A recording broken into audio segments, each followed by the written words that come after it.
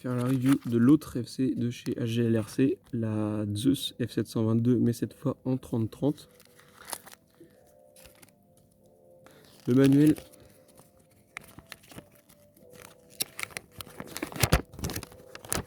qui est en anglais. Donc là, toujours pareil, 6 UART, le 6e pour la télémétrie, le 4e pour le DJI, Air Unit ou le Cadix Vista, le 3 pour le VTX, le 2 pour le GPS, le UART 1 pour le récepteur radio. Donc c'est une F722 avec un contrôleur LED intégré, on verra ça sur l'IFC en elle-même. Trou de montage M3, mais avec l'emplacement pour les petits soft mount, comme d'habitude, pareil. Donc là, au niveau du câblage, on a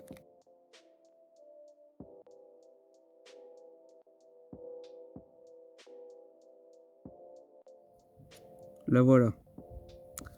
Donc voilà l'AFC. On remarque tout de suite la présence d'un port micro USB type C. Donc ça, c'est pas mal. Sachant que maintenant, dans la plupart des téléphones où les GoPro sont en type C, donc c'est assez pratique d'avoir le même câble pour tout. Donc on a 4 prises dans les coins, ça c'est pour les LED, on verra ça après.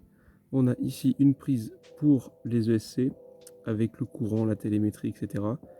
Et enfin la dernière prise ici, qui est pour le DJI, et la prise ici qui est pour le GPS. Donc en dessous, on retrouve à peu près tout ce dont on a besoin, avec le buzzer, le UART 4, l'UART 1, le 5 volts, grand RSSI, etc. On a également, en plus des prises, les pads pour venir souder les LED, si on n'aime pas les prises ou qu'elle est cassée. De ce côté-là, on a un peu tout aussi, mais surtout ce qu'on remarque ici, avec le C1 et le C2, voilà, juste ici, c'est qu'on peut venir souder 2 caméras. C'est l'avantage de cette FC, on le voit bien sur la notice, on peut venir mettre 2 caméras pour faire un peu ce qu'on veut avec, justement, comme Rotor Riot avait fait dans une vidéo, là, leur cheater quad, avec 2 caméras. Donc ça, c'est pas souvent qu'on a ça sur DFC, donc ça, c'est plutôt pas mal d'avoir ça. On a 2 boutons, un pour le mode DFU, en gros pour booter, pour pouvoir mettre à jour l'AFC, qui est compatible DJI, qui est compatible Betaflight, EmuFlight, iNav. Maintenant, ils ont aussi un nouveau preset iNav et tous leurs dérivés, donc Butterflight, etc. Et on a un bouton pour les LED, pour pouvoir contrôler le mode de LED. Donc je disais, on a les pads pour les 2 caméras et tout ce qui va être les UART, donc 6, tout ce qui va être télémétrie, etc. Du 5 volts un peu partout, des masses un peu partout, et voilà. Et franchement, cette FC a l'air assez solide par rapport à d'autres FC. Et surtout, le coup d'avoir les prises pour les LED ou alors les pads, c'est assez sympa. Pareil, les LED, ça sert un peu à rien, mais ça fait beau. Et voilà, c'est à peu près tout. Donc voilà, une fois qu'on installe tout dessus, voilà ce que ça donne. Donc les petits soft mount pour amortir toutes les vibrations. La nappe pour aller à l'ESC 4 en 1 avec les 4 blancs pour le signal moteur, le rouge et le noir pour l'alimentation de l'AFC en 3 6S, donc en direct LiPo, et le jaune et le vert pour la télémétrie ESC. Ensuite, dans les 4 coins, les petites prises pour les LED. Voilà. Les prises pour les LED. Ici, on retrouve la prise pour le GPS. Donc on voit qu'il y a 6 pins. Il n'y en a que 4 de câblés. Parce que c'est un GPS, on va dire, simple. Où il a que un plus, un moins, un TX et un RX. Donc voilà. Il y a assez de longueur. Donc on peut bien déporter le GPS par rapport à l'AFC. Ensuite, ici, la prise du bas. Prise 6 pins aussi. C'est pour le DJI. On voit par rapport à la prise. Voilà, ça c'est une prise pour le DJI Air Unit. Et puis on voit bien de toute façon que c'est marqué dessus. Et voilà, et donc toujours l'USB type C qui commence à apparaître sur de plus en plus de FC. Voilà, donc ça c'était pour une mini review de la FC de chez AGLRC, la Zeus F722.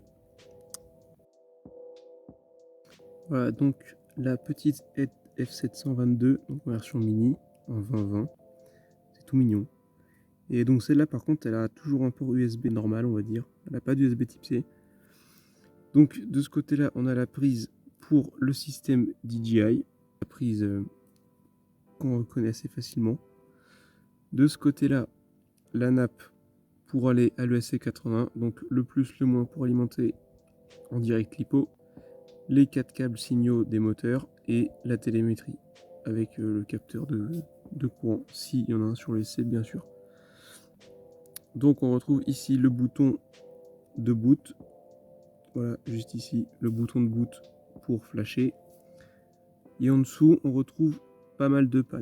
Alors, pour s'y retrouver, juste à regarder le plan.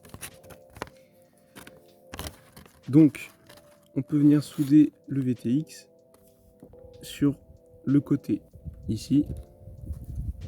En gros, de ce côté-là. Voilà. Ensuite, en haut, et ça, vraiment, j'aime beaucoup ce qu'ils ont fait à GLRC parce que c'est quand même vachement pratique. Surtout pour ceux qui débutent. Pour le type de RX, ils ont fait un schéma pour chaque type de RX sur le marché. Futaba, FR Sky, le Fly Sky, un R9M et le Crossfire Nano RX. Et ça, franchement, je trouve ça vraiment super de leur part. Parce que quand on débute, c'est assez compliqué de savoir quel câble faut brancher, est-ce qu'on met les deux channels sur le Crossfire ou pas. Mais là, au moins, c'est clair. Le schéma pour les 5 protocoles de RX. Ensuite, on a les pads pour venir brancher le buzzer avec les LED et un GPS. Voilà. On peut venir mettre absolument tout. Et donc pour les deux prises, il y a bien ici la prise pour le SC avec le courant et la télémétrie. Et ici la prise pour le R-Unit. Voilà, donc avec l'alimentation, le TX, le RX et le signal. Franchement, ça a l'air d'être une bonne FC. Et surtout, son gros avantage, c'est qu'elle est compatible DJI HD. Donc pour ceux qui sont équipés du système HD, c'est très pratique parce qu'elle est en 2020, donc c'est tout petit, ça prend pas de place.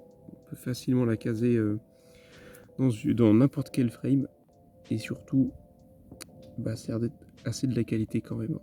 Il y en a qui ont des mauvaises a priori sur AGLRC, mais franchement leur matos c'est de la qualité et surtout au prix auquel c'est vendu, à moins de 30 €, une FC comme ça compatible système HD et qui prend du 3 à 6S, franchement c'est vraiment pas mal.